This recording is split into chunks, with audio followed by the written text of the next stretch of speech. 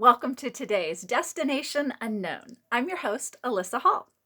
So today we are getting towards the end of our Palmistry 101 series, and we're talking about the ego line.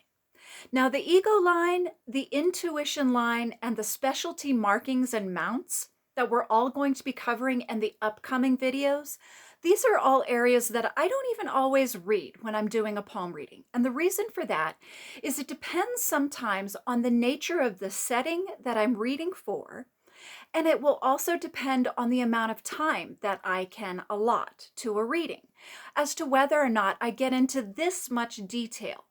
And part of the reason for this also is these next areas are more difficult to read. So we've talked about from the top of the reading, I will typically talk about their hand shape, their fingers, their webbing, their thumb, their angle, and then I'll flip, I'll talk about their lifeline, I'll talk about their headline, I'll talk about their heart line. Depending on how much time that takes and either how much they've paid for or what the pressure on the event is like, I will stop there and end their palm reading, or I'll continue with what else I see.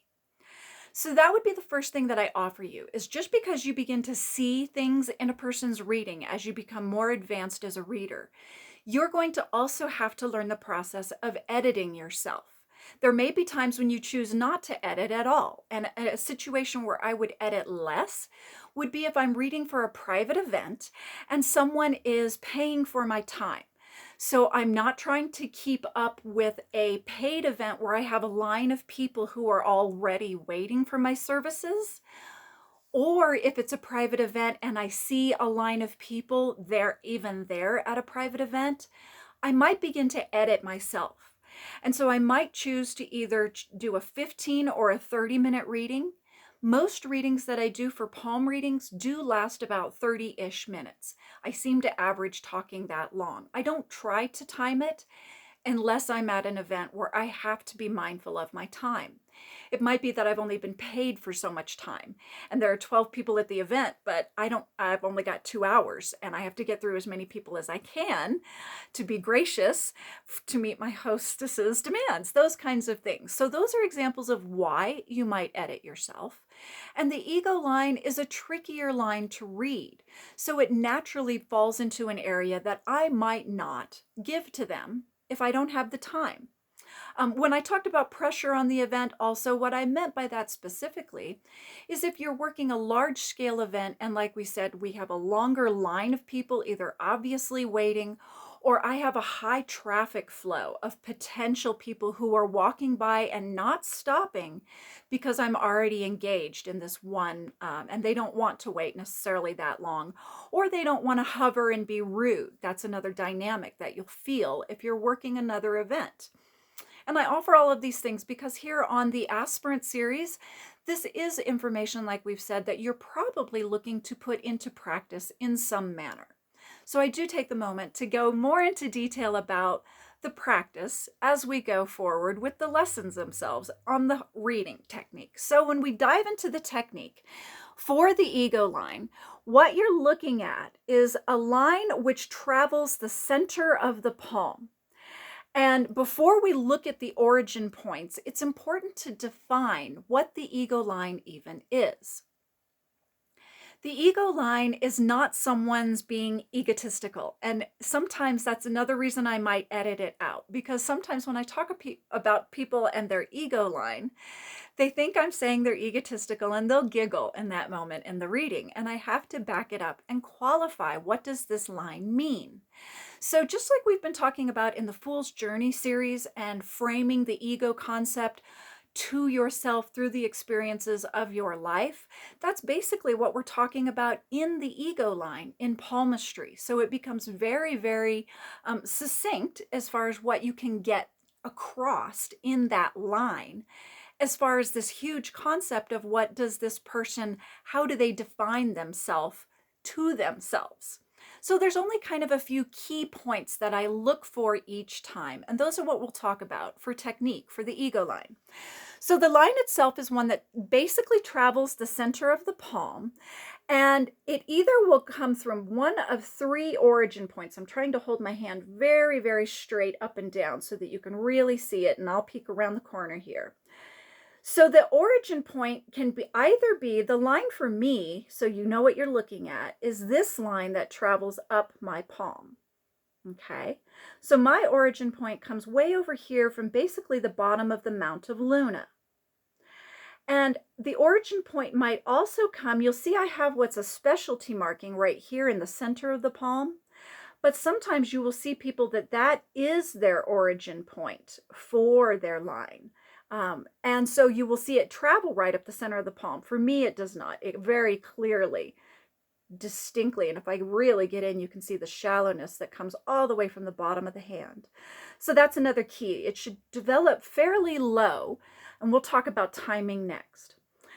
So here we see a line that has an origin point towards the outside. It may be towards the middle, although mine is not, and it may be towards or connected, it may be right next to or connected to the lifeline. So you do see a line that is connected and kind of travels up the palm from my lifeline, but that's not the ego line. And we'll get to what that one is before the series is over. You might be already able to guess and extrapolate. But for today, the ego line, if it were to be originating off, it would look very similar. So that can be another tricky aspect of trying to orient yourself with each person's palm markings, because they're going to be similar but very unique and different. Some are going to be more pronounced, some are going to be easier to read, harder to read, less present or more present. So the origin points, what those 3 points mean, and those are kind of where I start when I talk about the ego line, is it talks about your familial connections. So early on in the line, because it's low in the line, it's early in your ego concept, you either began to develop your understanding of yourself independently from your caretaker's values and what they are teaching you, kind of in accordance or balanced, which would be a middle point, or they're very strongly connected and my light keeps balancing differently. Or if they connect to the lifeline, it's very, very strongly connected to the familial connections and sometimes as a caretaker. So what do I mean by that specifically? Sometimes if it's an origin point off the lifeline, it's someone who very strongly identifies their understanding of themselves as part of their ethnicity or their ancestry. So they're following their family. An example of this might be, I am of the Sidibacas of the San Antonio Sidibaca family, and that denotes to a person a lineage, an ethnicity, even a location that begins a nationality. All of these concepts which frame ego get built into that very succinct concept. Caretaking is another reason you will see the ego line originate off the lifeline.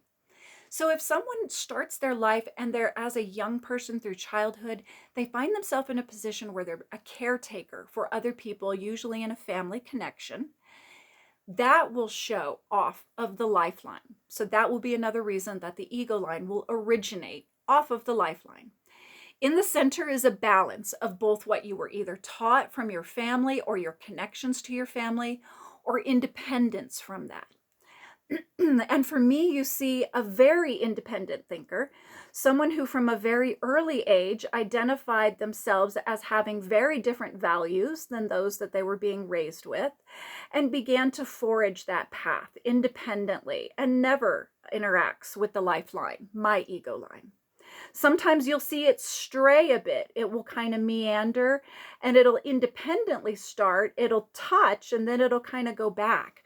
That shows a time where they may have had to take a caretaker role or become more invested in the family relationships and how those framed their understanding of themselves to themselves at that period of their life. So For me, you see a very independent thinker who identifies differently from an early age and forages that path strongly.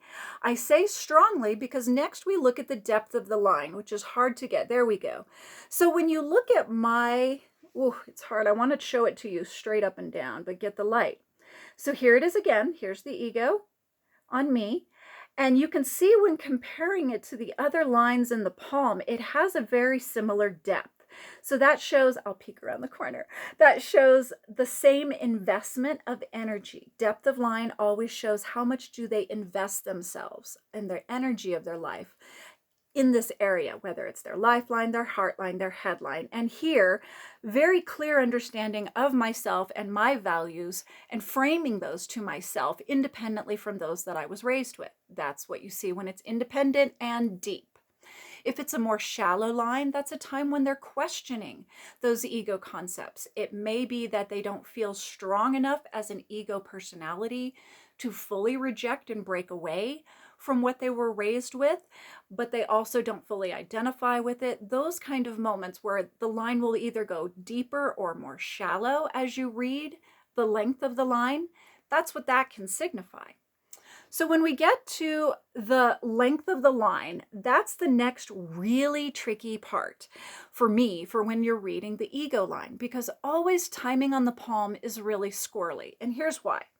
So when you're reading the ego line, I'll peek around the corner and catch the light again. So here we are again. The line itself, as it travels up to the top towards the fingers, it either will stop before the headline. So this is my headline. It will either stop before it, it will just meet it, it will travel through it, and then sometimes it will continue in a path that crosses the heart line as well. So all of these different aspects are more timing on the palm, which is tricky. So if you look at Victorian palmistry, going back with those techniques first, they would teach you that when the ego line meets the headline, that's the center of your palm, if I hold it out and you can see it better, and that's considered the center of your life. So that would be if you were 70 years old on average, that point where the line meets the headline is thought to be about age 35, because that was thought to be about middle-aged. And then very strangely, time goes very fast. And between the time that you hit 35, and then if the line, like mine does, reaches all the way up towards the heart line, right? I'll zoom in close. If it goes all the way up there, it goes from age 35 to age 60. It jumps all those years. I don't know why. Now that I'm 50, I have a theory that it's because as you get older, everything feels so much more compressed with time. It's such a trip. Life is a trip. So I kind of think that's why. Or maybe it's just that sociologically, we as people don't change maybe as much during that 35 to 60 period of our life like we do identifying ourselves from birth to 35 and the quality of those experiences and how we define ourselves. I don't know. That's really esoteric palmistry questions that I'm not sure that I don't know if anyone can answer, but for whatever reason, that yet makes timing even trickier. So if the line kind of peters out halfway in what's called the quadrangle, that's going to be between 35 to 60. So it might be just a little past 35. It might be closer to 60. And what does it mean when it ends? Is that your end of your life? Is that where you see it on your palm? Not to my knowledge. But what it does show is that you've come to a finishing point, that you have now come to a completion of really beginning to feel like, yes, I do understand who I am, and I am at peace with that. And when that process comes, it may come earlier for certain people. It may be something that experiences and our intellect continue to drive us towards. And for some people, if you see, unlike mine, if it were to travel across 60 and travel up into the upper area of the palm, into the mounts specifically, that's going to be over 60 and up to old age. We'll just leave it ... No one knows. There's nowhere on your palm that's going to tell you when your end is coming, which is kind of, I think, comforting, I guess, because sometimes people fear that. They kind of want to know, but don't want to know, that kind of energy. So anyway, back to our ego line. It does not show your length of life. It shows when you begin to settle in your own ego concept. And when your fool's journey, you can say, reaches its world card. And now you're ready to rebirth and continue forward in your life, no matter how long your life is. But your understanding of yourself it's finished that journey. So you get to take those experiences and apply them as you go forward, which is what the world card means. So think of that ending point, and the fool's journey would be the ending point in your ego, where the ego line. So where does that point hit for each person is going to be unique. And so if you see mine, you might think, as you get close to mine, you might think, well, gosh, Alyssa, you do have a couple lines that come off this ego line. It looks like it goes ping off in this corner and kind of makes a right angle. It doesn't do that. Lines in your palm will not suddenly take a right angle or a sharp turn. They will meander kind of like a river. And even a river can kind of make a crick and a bend, but it won't go and go that way unless it's literally obstructed. So if someone had literally a cut in their hand, that would be a literal obstruction that you might see that would interrupt a line. But yeah, no, it doesn't just automatically go to the other way. So you can discount when you see that, no, it doesn't continue in another direction. And you might even think, well, gosh, it kind of looks like it just keeps going all the way up and joins that heart line and just keeps on going. Well, it doesn't. That's actually the heart line itself where it's joining. And if you get really close on my palm, you'll see it grows a bit lighter between these 2 points as well. So I guess for me, and also it's tricky, right? Palmistry shows us it changes. Our palm lines change as we change. And because of that, you don't want to look at your longevity in there because that's going to change. Like maybe my elasticity of my definition of myself will change. But right now, according to my palm, probably somewhere around 60-ish, I'm going to settle into who I believe I am and just apply that knowledge going forward in my life. So that's something to consider. So the next thing I would talk to you about with the ego line, we've talked about the origin point, we've talked about the depth of line, and we've talked about the length of the line. Where does it stop and why does it stop? What does it mean when it stops? Anything else that you're looking for when you read this line? Yeah, like every other line, you're looking for specialty markings. Mine really doesn't have a lot of them. You will see some crossing, like it looks like these hash marks that land right about here.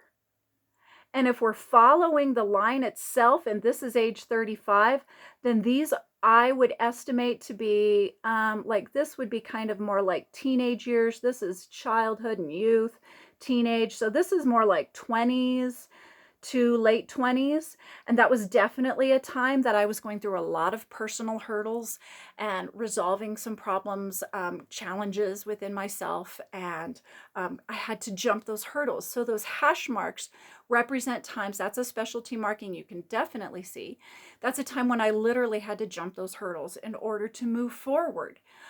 What do you mean, Alyssa? I would share with you resolving my eating disorder happened during that time. And I can guarantee you one, if not more of those, are some major obstacles I had to jump in order to resolve that, heal myself from that, and move forward. So that's a specialty marking that you see on my hand.